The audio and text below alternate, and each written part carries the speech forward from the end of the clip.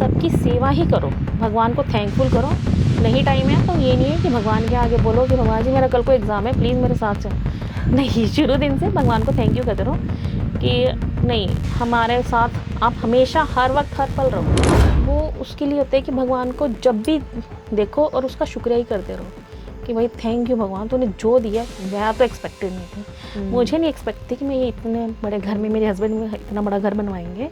आज से 4 साल पहले इन्होंने एकदम सोचा और 1 साल में एक घर खड़ा कर दिया। अब भी हम वहाँ से आ ही रहे थे, जब खाटू श्याम जी मत्था टेक कर फिर सालासर बालाजी के वहाँ से आ ही रहे थे, रास्ते में हमारा एकदम से 5 लाख की बात होगी कि 5 लाख रुपये हमारे अकाउंट में आ गए हैं। पता नहीं कहाँ से आए, आई डोंट नो, चमत्कार हो गया बस।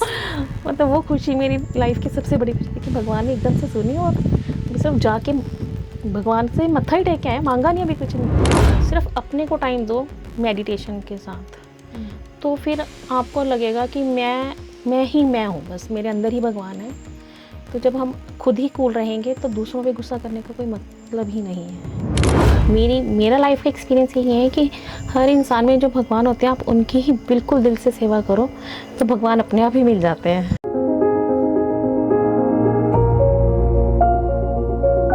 जय सिया राम। हनुमान जी कृपा से जीवन में सब कुछ संभव होने लग जाता है। आज हमारे साथ एक भक्त उपस्थित है। क्या शुभ नाम है आपका? निधि गुप्ता जी। मुझे सुनने में आया कि आप काफ़ी भक्ति भी करती हैं और स्पिरिचुअलिटी में भी हैं। यस। और सफल व्यवसायी भी हैं जी। सबसे पहले तो हम आपसे यही जानना चाहते हैं कि एक सफल जीवन के लिए, क्योंकि आपसे मिलकर बहुत अच्छा लगा मुझे, काफ़ी अच्छा बिहेवियर, काफ़ी अच्छी पर्सनालिटी आपकी मुझे लगी।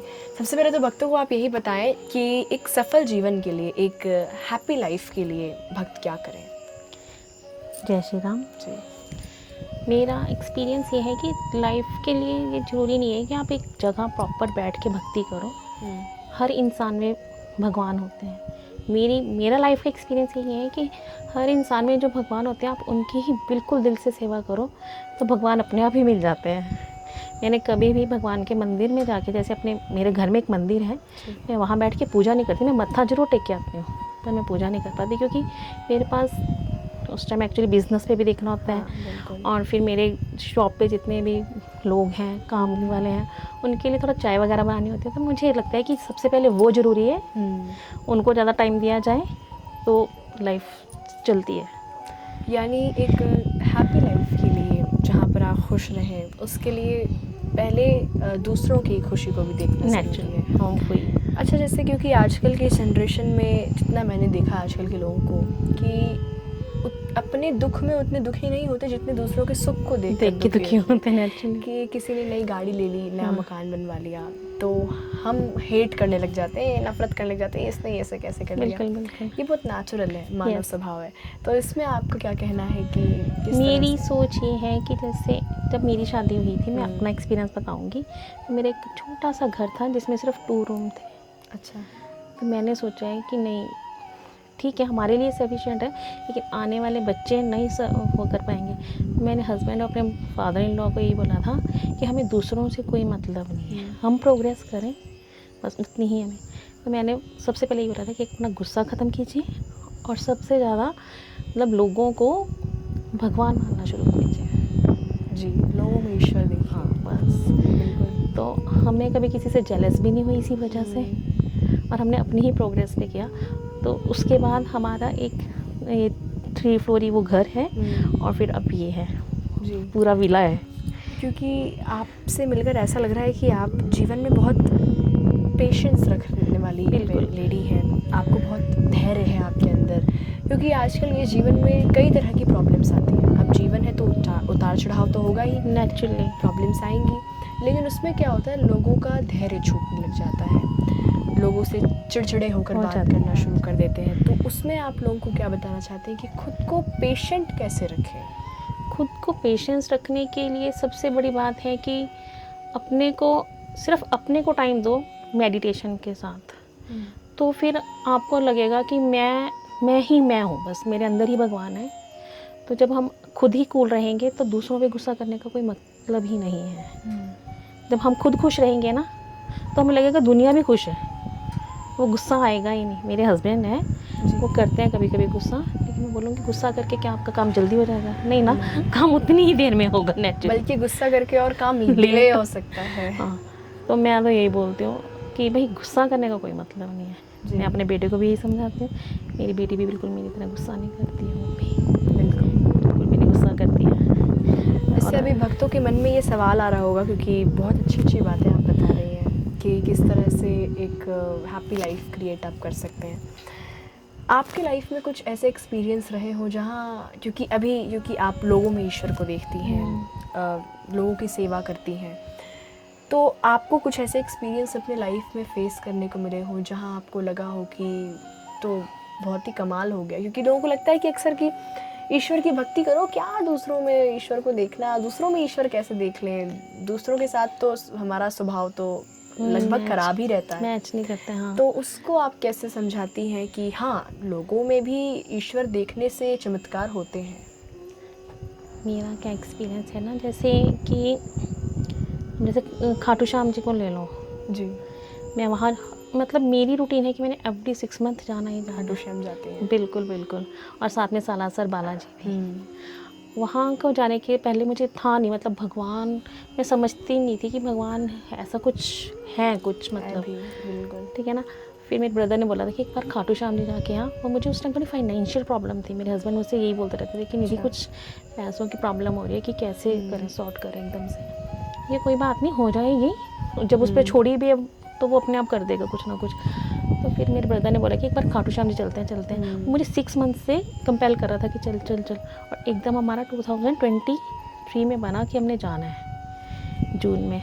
2 दिन पहले बना और 2 दिन बाद हमने। अब भी हम वहाँ से आ ही रहे थे, जब खाटू श्याम जी मत्था टेक के फिर सालासर बालाजी के वहाँ से आ ही रहे थे, रास्ते में हमारा एकदम से 5 लाख की बात होगी कि 5 लाख पे हमारे अकाउंट में आ गए हैं। पता नहीं कहाँ से आए, आई डोंट नो, चमत्कार हो गया बस। मतलब वो खुशी मेरी लाइफ की सबसे बड़ी खुशी थी कि भगवान ने एकदम से सुनी, और सिर्फ जाके भगवान से मत्था ही टेक के आए, मांगा नहीं अभी कुछ नहीं। बिल्कुल। बस भगवान जी को शुक्रिया करके आए कि आपने जो दिया बहुत दिया। जी। अच्छा, क्योंकि मेरे मन में सवाल आ ही जा रहे हैं, अभी मैंने कुछ और सोचने का मन बनाया हुआ था, लेकिन अभी आपने चमत्कार बताया तो मेरे मन में दूसरा सवाल आ गया। आपने कहा कि ईश्वर पर सब छोड़ दिया, कि वो जो करें आप करें, वो संभाले जो संभाले। तो ये समर्पण का भाव, क्योंकि ईश्वर पर सब समर्पित कर देना, पूरा जीवन समर्पित कर देना, और जैसा आपने कहा कि बस पैसे का योग बन गया, बिल्कुल बिल्कुल। तो क्योंकि आजकल लोग समर्पण का भाव ही नहीं ला पा रहे हैं, ईश्वर के मंदिर तो जाते हैं लेकिन ईश्वर से मांगने लग जाते हैं, निस्वार्थ भक्ति नहीं कर पाते हैं। तो ये निस्वार्थ भक्ति कैसे की जाए, इसके बारे में कुछ? निस्वार्थ भक्ति के लिए वही है कि हम कुछ मांगे ना भगवान से, क्योंकि जो हम मांगते हैं वो डेफिनेटली नहीं है कि हम सही मांगते हैं। हाँ, है ना। वो उसके लिए होता है कि भगवान को जब भी देखो और उसका शुक्रिया ही करते रहो कि भाई थैंक यू भगवान, तूने जो दिया मैं तो एक्सपेक्टेड नहीं थी। मुझे नहीं एक्सपेक्ट थी कि मैं ये इतने बड़े घर में, मेरे हस्बैंड में इतना बड़ा घर बनवाएंगे। आज से 4 साल पहले इन्होंने एकदम सोचा और 1 साल में एक घर खड़ा कर दिया। वाह। मतलब मैं बोलती हूँ कि शुक्रिया ही भगवान की सबसे बड़ी चीज़ है। यानी बस थैंकफुल रहें बस ईश्वर भगवान की कि जो दिया। इसके लिए मेरे पास एक और एक्सपीरियंस है मेरी बेटी का। बिल्कुल। वो अमेरिका जाने का उसका मूड बन गया था, फ्लोरिडा जा रही थी और सब कुछ रेडी हो गया था उसका, और उसके बाद उसका क्या हुआ, इंटरव्यू चल रहा था, वो रिजेक्ट हो गया। अच्छा। ठीक है, उसने बोला कि नहीं अब जाना ही नहीं है कहीं नहीं, जो भी फ्लाइंग वगैरह करनी है इंडिया में ही करेंगे। ऐसा होता है। फिर एकदम से उसके मास्टर जी आए, उन्होंने बोला कि नहीं ऑस्ट्रेलिया का बनाते हैं। क्यों, उसको बैकअप चाहिए था।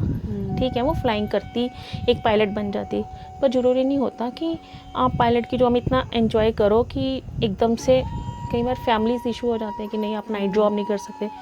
तो उसके बाद मास्टर जी ने बोला कि नहीं आप हमारे साथ ऑस्ट्रेलिया चलो। उसका 3 महीने के अंदर ऑस्ट्रेलिया का प्लान बन गया। तो फिर मैंने उसको तब समझाया था कि बेटा ज़रूरी नहीं होता कि जो हम मांगते हैं वो हमारे को मिले। जो यूनिवर्स को पता है कुछ और अच्छा हमारे लिए रखा हो। यूनिवर्स को जो पता है वही मिलेगा हमें। और इसलिए उसको थैंकफुल करो जब भी, मतलब बिल्कुल भी शिकायत मत करो, कंप्लेंट्स मत करो। बिल्कुल, यानी क्योंकि ये बहुत ही कॉमन प्रॉब्लम है, और कई बार मेरे साथ भी होता है कि कोई किसी चीज़ का प्लान बन गया और फिर वो कैंसिल हो जाए, तो हमें लगता है क्या ये ईश्वर ने तो कुछ सुना ही नहीं, कुछ करते ही नहीं। तो इस पे भी ध्यान देना बहुत ज़रूरी है। अच्छा, क्योंकि आप अतिथि देवो भव अभी भी आप अंदर कह रही थी हाँ, यस यस। कि जो भी मेहमान आए उनका ढंग से स्वागत करना बिल्कुल। चाहिए, सत्कार करना चाहिए। तो कई बार ऐसा होता है कि कई महिलाएं भी लिखती हैं कि हमारे घर में हमारे सास ससुर हैं या हमारे माता पिता हैं, क्योंकि आजकल कई तरह के वीडियोस आ रहे हैं यूट्यूब पे लॉ ऑफ अट्रैक्शन के बारे बिल्कुल में बिल्कुल। कि आप जितनी सेवा करेंगे उतने ही आपको लौट कर आपको मिलेगी, उसी का उतना फल आपको मिलेगा। तो हम अपने बड़े बुजुर्गों की सेवा करते हैं, लेकिन उल्टे में वो हमारे ऊपर उस तरह से अच्छे से बात नहीं करते, या हमने उनकी थोड़ी सी सेवा कर दी लेकिन उनका व्यवहार उतना अच्छा नहीं होता। वो मेरे साथ हुआ था क्योंकि मैं अच्छा। पंजाब से बिलोंग करती हूँ जी। और मेरे हस्बैंड हिमाचल से। अच्छा। जो मेरे मदर इन लॉ थे मुझे इतना ज़्यादा बहुत ज़्यादा पसंद नहीं करते थे। ओह। उसकी वजह थी कि यहाँ के लोग थोड़े बहुत जैसे डिसेंट होते हैं ना, शरीफ, और मैं थोड़ी सी ऐसी थी फैशनेबल, हाँ। तो वो मुझे पसंद नहीं करते थे। लेकिन मुझे मेरे हस्बैंड ने ये चीज़ सिखाई थी कि कोई बात नहीं, और मेरे मदर ने खास करके मेरे फादर और मदर ने वहाँ से मुझे जब भी मेरे मायके से फोन आना है बोलना, बेटा अपना फ़र्ज़ पूरा करो, सामने वाला जैसा मर्जी करता रहे आपके साथ। बिल्कुल। ठीक है। तो मैंने अपनी मदर इन लॉ के साथ कभी भी बहस नहीं की, ठीक है चलता है जो करते हैं करने दो करने दो। फिर एक दिन मेरे मदर इन लॉ ने बोला था कि मतलब तू इतनी ज़्यादा वो कैसे हो सकती है कि मैं तेरे को इतनी गालियाँ देती हूँ और तुझे कोई असर ही नहीं होता, तो जवाब क्यों नहीं देती। मैं कि मुझे मेरे ना दादा दादी और मम्मी पापा ने बोला है कि जवाब नहीं देना बड़ों के आगे। मेरे घर ने मुझे खास करके बोला है कि बड़ों के आगे जवाब नहीं देना, तो शायद मैं तभी नहीं दे पाती हूँ। कहते नहीं, किसी के साथ गलत हो रहा तो उसको जवाब देना चाहिए। मैं कि नहीं मम्मी, फिर वहाँ लड़ाई बढ़ेगी नेचुरली। बिल्कुल। मतलब मेरी मदर इन लॉ जो वो थी वो मुझे बिल्कुल पसंद नहीं करती थी। लास्ट टाइम में जब उनका लास्ट टाइम था तो वो बोलते थे कि सिर्फ मेरे सामने मेरी निधि ही रहनी चाहिए, मुझे मेरी बेटियों की ज़रूरत नहीं है, बस मेरे बेटा और मेरी बहू ही रहनी चाहिए। जी बिल्कुल। मतलब मैंने उनसे ये चीज़ सीखी है कि किसी को भी ज़रूरत नहीं है कि गुस्सा आ रहा है सामने वाले को तो हम भी वैसा ही जवाब। यानी कि आप धैर्य रखें, आप काम रहें, बाकी सामने वाला जो करे वो करना है, बाद में अपना तो- फ़र्ज़ पूरा करो बस, जी। That's it. सामने वाले के ऊपर हम नहीं जा सकते क्योंकि नेचुरली नेचर सबकी एक जैसी नहीं हो सकती। बिल्कुल। अच्छा, लास्ट में हम बस आपसे यही जानना चाहते हैं कि अभी क्योंकि ये जनरेशन जो चल रही है, जेन ज़ीज़ जो बच्चे चल रहे हैं, यस। उनको आप क्या एक एडवाइस देना चाहती हैं कि वो किस तरह से अपनी लाइफ में आगे बढ़ें, या कौन कौन से ऐसी चीज़ें हैं जिन्हें अप्लाई करें? मैं उनके लिए तो बस जैसे नेचुरली मेरे बच्चे भी जेंजी हैं, तो मैं तो उनको ये बोलती हूँ कि सबकी सेवा ही करो, भगवान को थैंकफुल करो। नहीं टाइम है तो ये नहीं है कि भगवान के आगे बोलो कि भगवान जी मेरा कल को एग्ज़ाम है, प्लीज़ मेरे साथ चलो। नहीं, शुरू दिन से भगवान को थैंक यू कहते रहो कि नहीं हमारे साथ आप हमेशा हर वक्त हर पल रहो, तो हम सही रास्ते पे चलेंगे। कभी किसी का दिल मत दुखाओ।